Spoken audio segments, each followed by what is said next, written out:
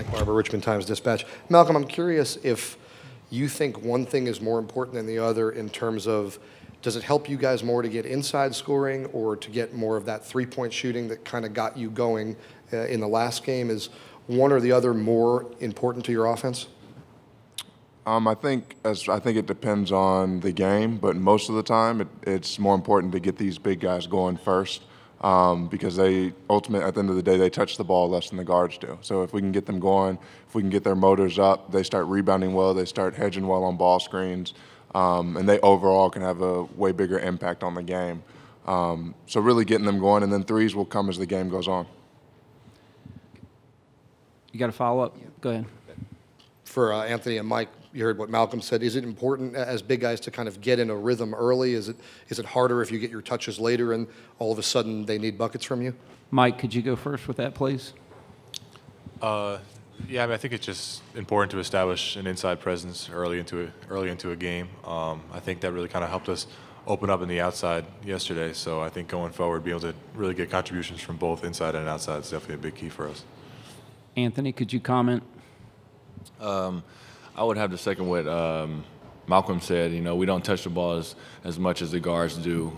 So when we are able to get the ball earlier in the game and kind of get a rhythm going that way, it makes it a lot easier for us to feel like we're doing something in the game. Okay, let's go up front to David, and then we'll get done. Yes, for any of the players, I believe you had some principles of the Virginia program, you know, the names sewn into your collar recently. I was just kind of wondering if you could elaborate on what Coach Bennett, you know, emphasizes that, and if that's, you know, that's been a real foundational part of Virginia's program. Malcolm, could you answer that? Absolutely. These are the 5 pillars that his dad, Tony Bennett Sr., actually came up with at Wisconsin. You know, it's traveled, and it really does serve as the foundation of our program. At the beginning of the year, maybe the first 5 practices, Coach Bennett breaks down one pillar at a time. And you know, those 5 pillars really is what carry us through the season. We can rely on those. We can look to those, you know, for strength and for guidance throughout the season on what we need to, you know, be better at and what we need to accomplish going forward. Okay, we're going to go to Doug up front, and Davis, can you get to Aaron right back there? Doug Dowdy from the Roanoke Times. Anthony, is there a basketball watching junkie on the team? Is there, for instance, would there anybody on the team who knows the history of Butler and how well they've done in past NCAA tournaments?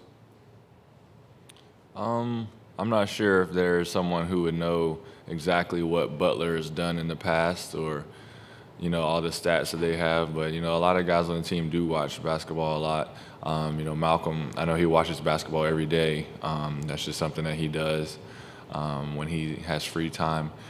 But I'm not sure if anybody can actually point out one specific thing that Butler's done in the past. Aaron, he's got a microphone right back behind you there. Aaron McFarling with the Roanoke Times. Malcolm, Hampton was not a really big three-point shooting team. This team, obviously, it's one of the best things they do. What are the keys to defending that, and how much different is this game than what you just experienced? Yeah, going into this game, we know they're an excellent three-point shooting team, but at the same time, we're an excellent defensive team. So the challenge is going to be making all their threes contested. They're honestly going to knock down some threes. We just don't want them to shoot a high percentage. We don't want the three ball to be able to carry them throughout the game. Just make every three uncomfortable and try to challenge as many as we can. Okay, we can go right up front here to Whitey. Hey, Malcolm, your matchup with Roosevelt Jones seems like it'll be a pretty important one. What do you kind of make of his game? He's got kind of a quirky game offensively, and what have you kind of seen of him on video? You know, people say he's quirky, people say he's unorthodox, but at the end of the day, he's effective. So it's about staying in front of him, making sure his crafty shots are challenged, are a little bit uncomfortable, and that you're physical with him. He's a physical big guard, so you got to, you know, deliver some of that physicality back to him. That's really the matchup for whoever's guarding him tomorrow. Okay, we're going way up on the side over here. So if two of you guys want to answer it, all three of you don't have to, but we know what it's like for coaches in between games, and a lot of film study, a lot of breakdown. What is it like for the players? in these tournament games? A lot of hotel time. I mean, what do you guys do in between? Anthony, could you answer that? Last night we got in and we watched film last night on Butler. Once we found out, well, actually they played before us, so we knew we were going to play them going into it. So we watched film on them and kind of rested the rest of the night. Then this morning we woke up, got breakfast in us, and then we walked through some of their actions in the hotel.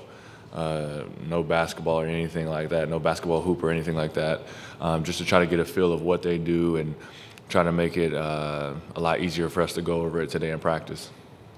Mike, is there anything you can add? No. Okay, let's go here on the edge then. Anthony, Butler's coach said watching film that you have a high motor, and we've heard other coaches describe you that way too. Is there anything in your background or a coach somewhere along the way that kind of helped you become that type of player, or is it something you always kind of had a knack for? I think one time when I was younger, somebody told me I didn't have a motor at all, and then I didn't really understand what that meant. Then they explained it to me, and then ever since that day, I kind of wanted to prove them wrong and try to give the best I could every game and try to help out my team as much as I could. So yeah, I do pride myself on playing hard at every possession and trying to go out there and give the best for my team. Okay, go back to Mike there. Right. To follow, I think, who was that who accused you of not having a motor? What was the setting? Can you tell us a little more about that? I don't want to call anybody's name out, but it was one of my coaches growing up, and he really meant a lot to me. And one day in practice that he said I didn't have a motor, I really took it to heart, and I really didn't want to be that guy who wasn't giving it all every possession. Other questions for the student athletes? All right, gentlemen, you're excused. Thank you very much, and good luck tomorrow.